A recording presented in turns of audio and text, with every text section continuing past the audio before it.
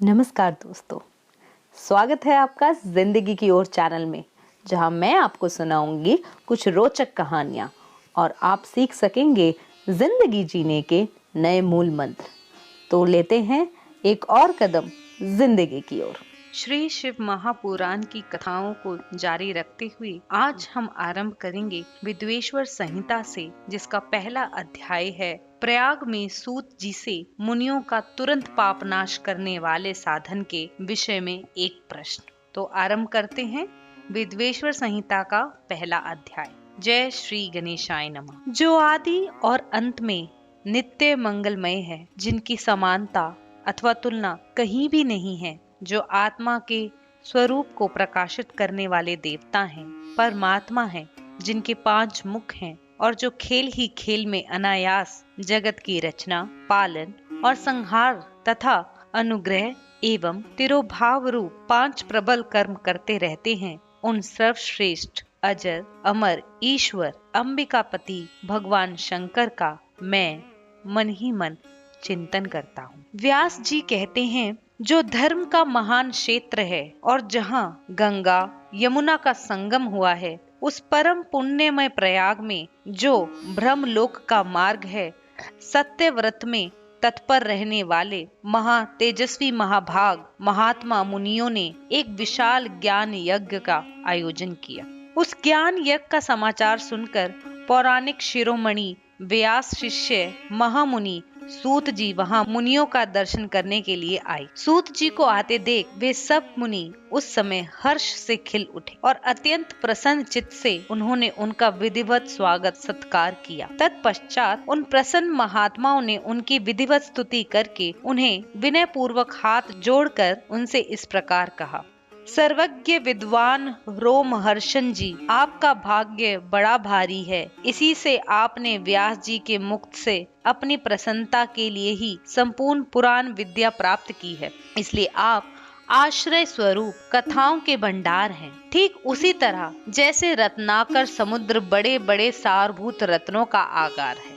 तीनों लोकों में भूत, वर्तमान और भविष्य तथा और भी जो कोई वस्तु है, वह आपसे अज्ञात नहीं है। आप हमारे सौभाग्य से इस यज्ञ का दर्शन करने के लिए यहाँ पधार गए हैं और इसी व्याज से हमारा कुछ कल्याण करने वाले हैं, क्योंकि आपका आगमन निरर्थक नहीं हो सकता। हमने पहले भी आपसे शुभाशुभ तत्व का पूरा वर्णन सुना है, किंतु उससे तृप्ति नहीं होती। हमें उसे सुनने की बारंबार इच्छा होती है। उत्तम बुद्धि वाले सूत जी, इस समय हमें एक ही बात सुननी है।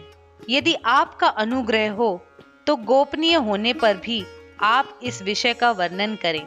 घोर कलयुग आने पर मनुष्य पुण्य कर्म से दूर रहेंगे, दुराचार में फंस जाएंगे और सबके सब सत्य भाषण से मुंह फेर लेंगे, दूसरों की निंदा में तत्पर होंगे, पराये धन को हड़प लेने की इच्छा करेंगे। उनका मन पराई स्त्रियों में आसक्त होगा तथा वह दूसरे प्राणियों की हिंसा किया करेंगे। अपने शरीर को ही आत्मा समझेंगे, मूढ़, नास्तिक और पशु बुद्धि रखने वाले होंगे। माता पिता से द्वेष रखेंगे। ब्राह्मण लोभ रूपी ग्राहक के ग्रास बन जाएंगे। वेद बेचकर जीविका चलाएंगे। धन का उपार्जन करने के लिए ही विद्या का अभ्यास करेंगे और मद से मोहित रहेंगे। अपनी जाति के कर्म छोड़ देंगे, प्राय दूसरों को ठगेंगे। तीनों काल की संध्या उपासना से दूर रहेंगे और ब्रह्म ज्ञान से शून्य हो जाएंगे। समस्त क्षत्रिय भी स्वधर्म का त्याग करने वाले होंगे। कुसंगी, पापी और व्यभिचारी होंगे। उनमें शौर्य का अभाव होगा। वे कुत्सित चौर्य कर्म से जीविका चलाएंगे, शूद्रों का सा बर्ताव करेंगे और उनका चित्त काम का किंकर बना रहेगा। वैश्य, संस्कार भ्रष्ट, स्वधर्म त्यागी, कुमार्गी, धनोपार्जन परायण तथा नाप तोल में अपनी कुत्सित वृत्ति का परिचय देने वाले होंगे। इसी तरह शूद्र ब्राह्मणों के आचार में तत्पर होंगे। उनकी आकृति उज्जवल होगी, अर्थात वे अपना कर्म धर्म छोड़कर उज्जवल वेशभूषा से विभूषित हो व्यर्थ घूमेंगे। वे स्वभावतः ही अपने धर्म का त्याग करने वाले होंगे। उनके विचार धर्म के प्रतिकूल होंगे। वे कुटिल और द्विज निंदक होंगे।